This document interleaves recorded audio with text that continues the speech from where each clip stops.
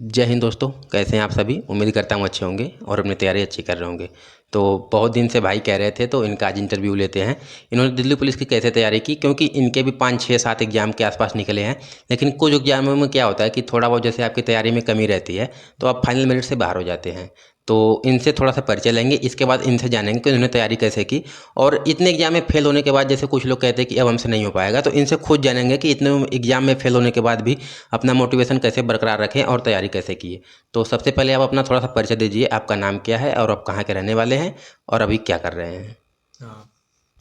जय हिंद भाइयों। तो मेरा नाम नरेंद्र है, नरेंद्र दांगी। मैं मध्य प्रदेश के एक छोटे से गांव, विदिशा के एक छोटे से गांव से बिलोंग करता हूं।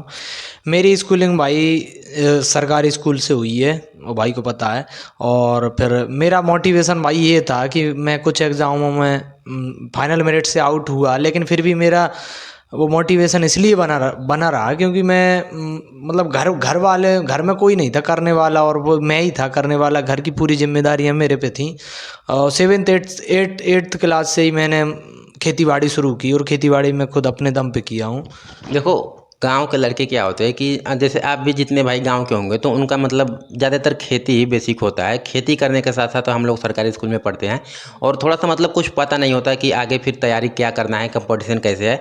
जब इंटर पढ़ के निकलते हैं तो फिर घर से थोड़ा सा प्रेशर आता है कि अब आगे नौकरी लेनी है, क्योंकि आपको पता है कि सरकारी नौकरी का गाँव में कितना माहौल है। तो हाँ। फिर वहाँ से हम लोग निकलते हैं, फिर जीरो से तैयारी शुरू करते हैं, जिनको सिलेबस भी नहीं पता होता है, फिर वहाँ से उठ के आते हैं। तो थोड़ा सा ये लगता है कि हाँ बहुत अच्छे हैं।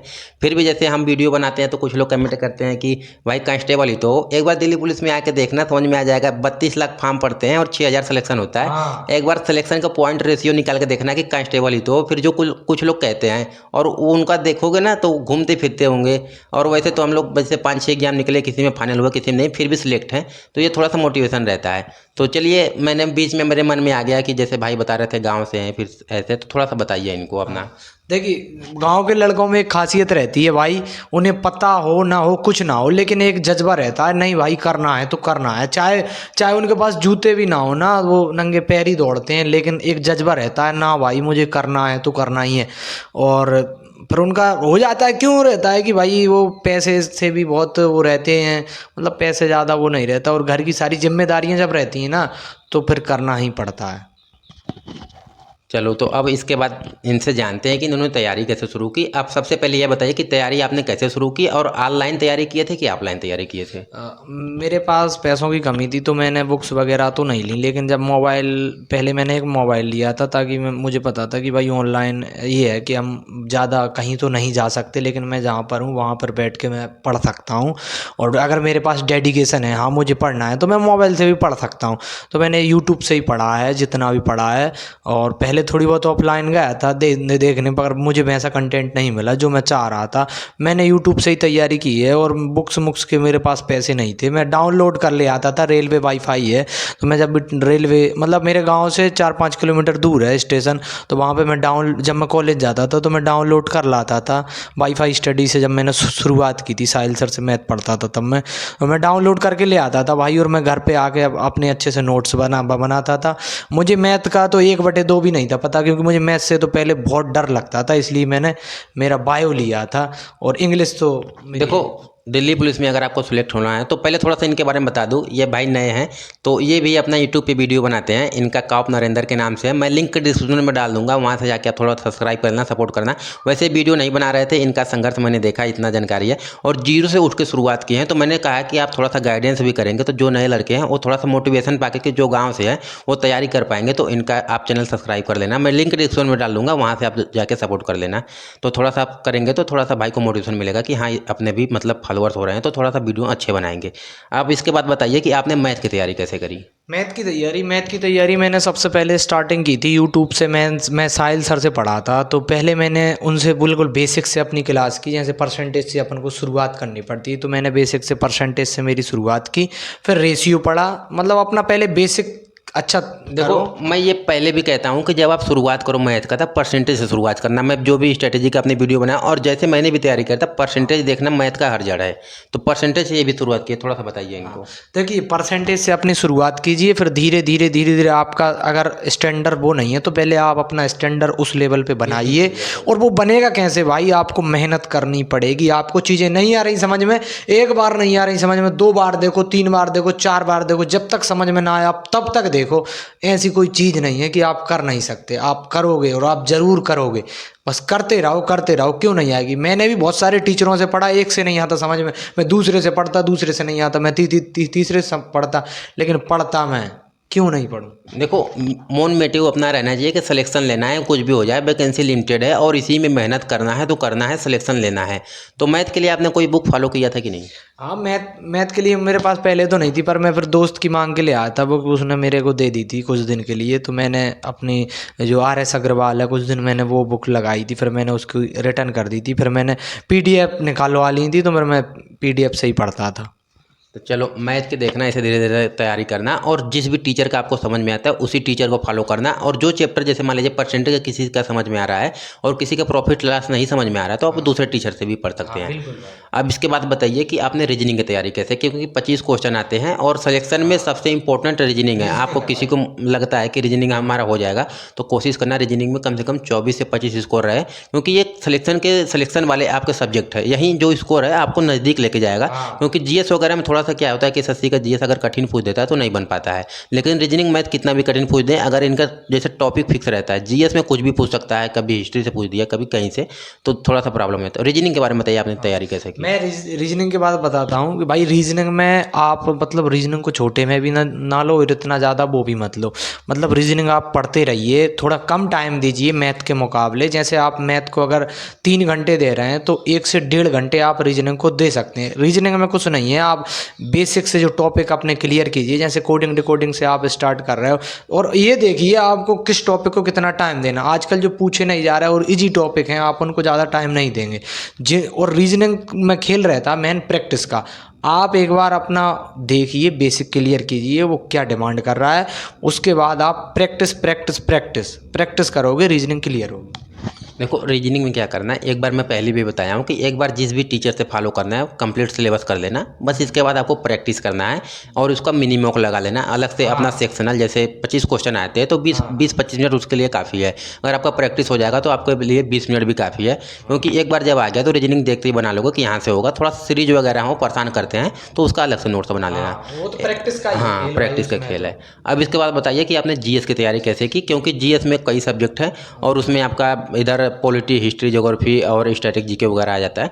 तो आप सबसे पहले बताइए कि स्टैटिक GK कैसे तैयारी की है? स्टैटिक जीके और इन पहले तो भाई सबसे पहले मैंने लूसेंट से ही शुरुआत की थी। मैंने ज़्यादातर लूसेंट ही पढ़ी है। लूसेंट मेरी ऐसी है कि अभी भी मैंने दोस्त को दे रखी है, वो मांग रहा था। तो वो आप देख के बोलोगे भाई इस लूसेंट का तूने क्या कर दिया। इतनी बार मैंने उसको पढ़ी है, मतलब लूसेंट को। और लूसेंट के बाद फिर मैंने नवीन सर से भी पढ़ा है, मेरा जीके नवीन सर से, क्योंकि लूसेंट में स्टैटिक जीके अगर आप देखोगे तो उतना नहीं है जितना चाहिए। लूसेंट से आप हिस्ट्री ये तो ठीक है, लेकिन फिर भी आप नवीन सर को एक बार ज़रूर देखें अगर आप स्टैटिक जीके कर रहे हैं। देखो मैं पहले भी बताया हूँ कि स्टैटिक GK के लिए अगर आप कोई बुक नहीं फॉलो कर रहे हैं तो आप नवीन सर से पढ़ लेंगे, उनका नोट्स बना लेंगे तो वहाँ से भी हो जाएगा, उसका टेंशन मत लेना, वो पूरा करा देंगे। और यूट्यूब पे पूरा फ्री पढ़ा रखे हैं। अभी शायद उनका कोई फाउंडेशन बैच चला था तो उसमें शायद फ्री पढ़ाया, नहीं तो चैन बैच में SSC के लिए वो पढ़ा रखे हैं, तो वहाँ से कंप्लीट कर सकते हैं। अब हिस्ट्री के लिए बताइए, हिस्ट्री की कैसे तैयारी की है? हिस्ट्री में आप जो खान सर के नोट्स हैं हिस्ट्री में और भूगोल में, इन दोनों में आप खान सर के नोट्स कर सकते हैं। बहुत बढ़िया नोट्स हैं खान सर के। और आपको ऐसे नहीं पढ़ना ये खान सर के नोट्स, जैसे आज आप भूगोल में कोई चैप्टर पढ़ रहे हो या हिस्ट्री में कोई वो पढ़ रहे हो। जैसे आज मैं अशोक के बारे में पढ़ रहा हूँ और मैं कल और दूसरे पढ़ रहा हूँ, जैसे बौद्धिज्म जैनिज्म पढ़ रहा हूँ और आगे, मतलब एक क्रम में पढ़िए। अगर आप सिंधु घाटी सभ्यता से शुरुआत कर रहे हैं तो वहीं से जाइए, सिंधु घाटी सभ्यता के बारे में पढ़िए, फिर अगला आप जैन धर्म बौद्धिज्म के बारे में पढ़िए। और जो आपने कल पढ़ा है ना, आप उसको ज़रूर देखें। देखो मैं भी यही कहता हूँ कि आप जैसे पढ़ना तो नोट्स सब बनाते चलना, और साथ में पीछे का मत छोड़ देना कि हाँ मतलब जो परसों पढ़ा था उसको छोड़ दिए, साथ में रिवीजन करते चलना। थोड़ा सा देखो भार तो आएगा, लेकिन नौकरी लेनी है तो भाई कंपटीशन भी तो बहुत ज़्यादा है, तो इसी में अपना करके चलना। अपना देखो एक चीज़ मैं लगातार बताता हूँ कि जब भी पढ़ना, टीचर से पढ़ रहे हो तो साथ में नोट्स बनाते चलना। उस नोट्स का भी शॉर्ट नोट्स बनाना है जो आपको एग्जाम के टाइम में काम आएगा। हाँ तो बिल्कुल। अब इसके बाद बताइए, जैसे आपने भूगोल के खान सर से पढ़े थे हिस्ट्री, इसके बाद बताइए पॉलिटी कहाँ से पढ़े, क्योंकि पॉलिटी में 10-12 क्वेश्चन आ जाते हैं। पॉलिटी में आप जो देखना है, आपको क्या करना है कि पॉलिटी में मेन रहता है, आप जो जो अनुच्छेद पूछे जाते हैं, आर्टिकल, और उनके जो संशोधन पूछे, संविधान संशोधन और उसके स्रोत हो गए, ये बस यही है। और आपको कुछ ना पढ़ना। थोड़ा बाद आपको कार्यपालिका, राज्यसभा, लोकसभा है, और इनकी एज क्या है, जैसे न्याय। देखो ये चीज़ें ना अगर आप प्रीवियस रूट उठाओगे तो वहाँ से पता चल जाएगा कि कहाँ से पॉलिटी में क्वेश्चन आते हैं। आप देखेंगे तो कुछ टॉपिक फिक्स रहते हैं कि यहाँ से क्वेश्चन आते हैं। जैसे आर्टिकल वगैरह में लगभग 1 से 60 के बीच में देखेंगे, वही घुमा फिरा के पूछता नहीं तो ऊपर से पूछता है। तो आप जब प्रीवियस ईयर देखेंगे तो वहाँ से आपको पता चल जाएगा। तो पॉलिटी आप मतलब किसी टीचर से पढ़े थे कि बुक से फॉलो किए थे? हाँ, पॉलिटी में मैंने मैराथन देखी है। जब मैं जैसा पढ़ना चाहता हूँ जैसे पॉलिटी, तो मैं यूट्यूब पे डालता हूँ पॉलिटी मैराथन आर्टिकल, उसमें फुल पूरे आर्टिकल जो उसमें अपना आ जाता है। आईएमपी आर्टिकल वो बता देते हैं, और फिर उससे मैं नोट्स बना लेता हूँ। अब इसके बाद बताइए साइंस की तैयारी कैसे की, क्योंकि 3 सब्जेक्ट आते हैं आपका, फिजिक्स भी है, केमिस्ट्री भी है, बायो से है। अब देखिए पहले एसएससी का नियम था कि बायो से ज़्यादा क्वेश्चन पूछते थे, अभी फिलहाल मैं देख रहा हूँ कि केमिस्ट्री का ज़्यादा पोर्शन कर रहा है, क्योंकि अभी एग्जाम हम मतलब होता है जैसे सीजीएल वगैरह का, तो देखते रहते हैं कि क्वेश्चन एसएससी पूछ कहाँ से रहा है ज़्यादा। तो केमिस्ट्री ज़्यादा कर दिए हैं, लेकिन हो सकता है वो मेंटेन कर दे, फिर बाद में बायो को थोड़ा सा 1-2 क्वेश्चन बढ़ा दे। तो साइंस की तैयारी कैसे की है? साइंस का मैं बता देता हूँ। यहाँ आने से पहले मैं एक टीचर था, 9th 10th और 11th 12th मैंने ये पढ़ाई है स्कूल में। तो मैं साइंस का ही टीचर था, तो मेरी एनसीईआरटी ऑलरेडी क्लियर थी, तो मुझे साइंस में दिक्कत नहीं आई। मैं जब भी पढ़ता हूँ कोई बुक्स, तो मुझे लगता है मैंने ये सब चीज़ें पहले ही ऑलरेडी पढ़ा रखी हैं। मैं एक प्राइवेट स्कूल में पढ़ाता था, पहले मैं टीचर था, और साइंस का ही था, तो मुझे साइंस में दिक्कत नहीं है। हाँ तो देखो मतलब इन्होंने एनसीईआरटी पढ़ रखी है तो वहाँ से कोई दिक्कत नहीं हुआ। अब इसके बाद बात करते हैं करंट अफेयर्स की। इनका बहुत डाउट होता है कि करंट अफेयर्स कितना पुराना करें, क्योंकि देखो 2020 में जो एग्जाम हुआ था दिल्ली पुलिस का, तो हम उसका प्रीवियस ईयर देख रहे थे, तो उसमें लगभग 12, 15, 20 क्वेश्चन आए थे। लेकिन इस बार जो एग्जाम हुआ था आपके केवल 4 से 5 क्वेश्चन या 3 क्वेश्चन ऐसे ही करंट अफेयर्स था। तो आप करंट अफेयर्स कहाँ से पढ़े थे, और जो नए स्टूडेंट है मतलब उनको कितना पुराना पढ़ना चाहिए? हाँ, करंट अफेयर देखिए, आप 1 साल का कर लीजिए, 1 साल से ज़्यादा के में आप मत जाइए। और अगर जाना चाहते हैं तो थोड़ा बहुत मोटा मोटा जो जो मतलब इवेंट मैन है उनको आप देखिए। और मैंने करंट अफेयर कैसे की मैं बता रहा हूँ।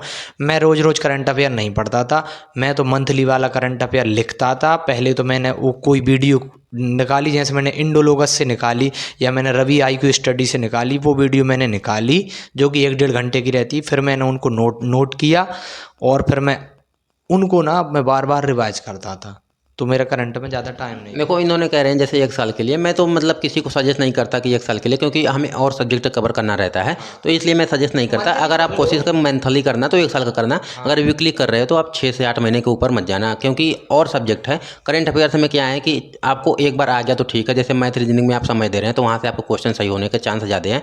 और जैसे हिस्ट्री पॉलिटी पढ़ेंगे और स्टडी जी के पढ़ेंगे तो अदर एग्जाम में भी काम आ जाएगा। लेकिन आप करंट अफेयर्स पढ़ लेंगे तो अदर एग्जाम में काम नहीं आएगा, क्योंकि अगर जैसे मान लीजिए कोई एग्जाम 5 महीने बाद होना है तो पीछे 5 महीने का ही पूछेगा, तो फिर वो 5 महीने का आपको तैयार करना पड़ेगा। लेकिन आप स्टैटिक जीके और हिस्ट्री वगैरह जो पढ़ रहे हैं तो वो आपको उसी एग्जाम में काम आ जाएगा, इसलिए मैंने। और आप करंट अफेयर में जैसे मेन जो टॉपिक पूछे जाते हैं बस आप उनको कीजिए, जैसे इंडेक्स है, युद्ध अभ्यास है, कोई अपॉइंटमेंट है, खेल है, कोई पुरस्कार मिला है, बस ये कर लो, और कुछ ना है करंट में। देखो बाकी मैंने हर चीज़ बताया। अब इसके बाद ये बताइए कि आपने मॉक टेस्ट लगाना दिल्ली पुलिस के लिए कब से शुरू किया था, क्योंकि आप कितना भी तैयारी कर ले, मैं पहले भी बताया था। तो आप ये बताइए कि मॉक टेस्ट कब से लगाना शुरू किया था, और मॉक टेस्ट में कितने नंबर आ रहे थे? देखिए, मॉक टेस्ट में जब आपकी तैयारी चल रही है तो आप जब बेसिक कर रहे हैं तो बेसिक के टाइम पे आप वो सब ना लगाएं। जब आपका बेसिक अच्छे से हो जाए, अब जब आप प्रैक्टिस की तरफ जाएं तब आप मॉक टेस्ट स्टार्ट करें। फिर आपके जब नंबर 50 से ज़्यादा आने लगें फिर आप और अच्छे से लगाएं उस चीज़ को, कहाँ गलती हो रही है आप उस गलती को एनालिसिस करना ज़रूरी है। मॉक टेस्ट लगाना नहीं है, मॉक टेस्ट का एनालिसिस मेन है। आप उनका एनालिसिस कीजिए अच्छे से, आप देखिए। जैसे एग्ज़ाम का 2 महीने बचे, एक महीने अगर बचे हैं मेरे को, तो मैं फिर लगाऊंगा, और मैं प्रीवियस लगाऊंगा पहले एक प्रीवियस लगाऊंगा, फिर मैं एक वो वाला लगाऊंगा, इस तरीके से मैं करूँगा। देखो मैं पहले भी बताया हूँ कि आप मॉक टेस्ट लगा रहे हैं, कोई दिक्कत नहीं है, मॉक टेस्ट लगाना अच्छी बात है, लेकिन जितना टाइम हम मॉक टेस्ट लगा रहे हैं उससे ज़्यादा टाइम आपको एनालिसिस में देना है, क्योंकि एनालिसिस ही आपको बताएगा। जैसे मॉक टेस्ट लगा लिए आपके, जैसे 100 में से 70 क्वेश्चन सही हो गए, तो आप वो 30 क्वेश्चन देखो कि कहाँ से गलत हुए, किन टॉपिक से गलत हुए, और उसमें कौन सा क्वेश्चन है जो हमें आता था कि बिना रिवीजन का गलत हो गया, कि ये टॉपिक तो मेरा क्लियर था, अगर मैंने रिवीजन किया होता तो वहाँ से हो जाता। तो उन चीज़ों को जाकर वहाँ से अच्छे से एनालिसिस करो और रिवीजन करो, और कोशिश करना है कि वो चीज़ें हमें वहाँ से गलती ना हो। अब इसके बाद एक चीज़ और पॉइंट पे बता दीजिए कि जैसे जो लड़के फ्रेशर है वो कैसे तैयारी करे, कि जैसे अभी तो केवल 6 महीने बाद वैकेंसी आ जाएगा और 8-9 महीने इनके पास समय बचा है कि तैयारी करने के लिए, तो फ्रेशर कैसे तैयारी करेगा कि इनकी 8-9 महीने में सिलेक्शन हो जाए। फ्रेशर का भाई सिंपल काम है, पहले तो आप एग्ज़ाम की डिमांड देखो, एग्ज़ाम मांग क्या रहा है, फिर उस हिसाब से काम करो। और सुनो ये भी है, ऐसा नहीं कि आप 10 नंबर का कंप्यूटर आ रहा है और आप 5-6 घंटे कंप्यूटर ही पढ़ रहे हो, नहीं भाई। और आपको कहाँ दिक्कत आ रही है वो चीज़ भी मेन है। अब आपको परसेंटेज में दिक्कत नहीं आ रही और आप लगे हो फिर दोबारा, और आपको टाइम एंड वर्क में दिक्कत नहीं रही, आप लगे हो, जिनमें आपको दिक्कत आ रही है कमी अपनी पहचानो और फिर उस पर काम करो।